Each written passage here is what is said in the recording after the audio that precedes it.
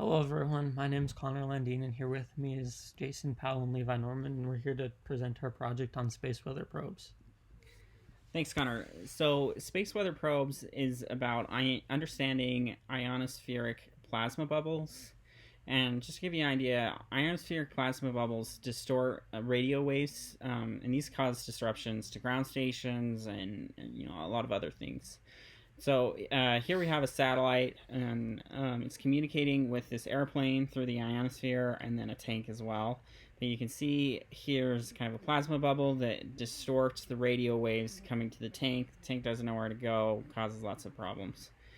Over here, this is kind of an example. So you see right now there's a bunch of bubbles in this water, and it's distorting the image of what we can see through the water. Now, I can see through water, I can also see through air, but when the two are combined into a bubble, then the light going through the bubble kind of bounces around and causes a whole bunch of distortion, making it so that I can't really understand what's going on. And that's kind of what this project is. The goal of this project is to understand these bubbles and what causes them. Mm-hmm. And our project in particular is taking an existing design that solves this problem, or at least makes measurements in an effort to solve this problem.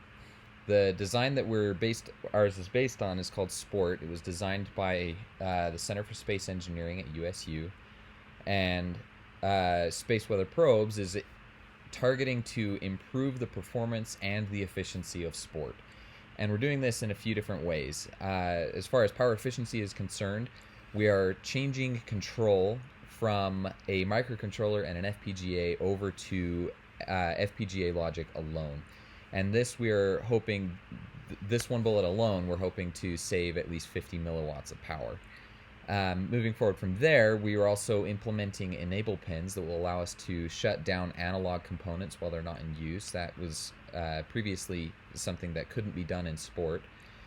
And we're also choosing new low noise amplifiers at the front end of each probe, and this will allow us to increase the voltage that we rail them at so that we can avoid additional noise that is introduced, as well as saturation, to get cleaner data out from our probes. Yeah, so now we want to talk about the higher level kind of design of the system. And so this is a model of the SPORT spacecraft, and space weather probes will be a very similar idea.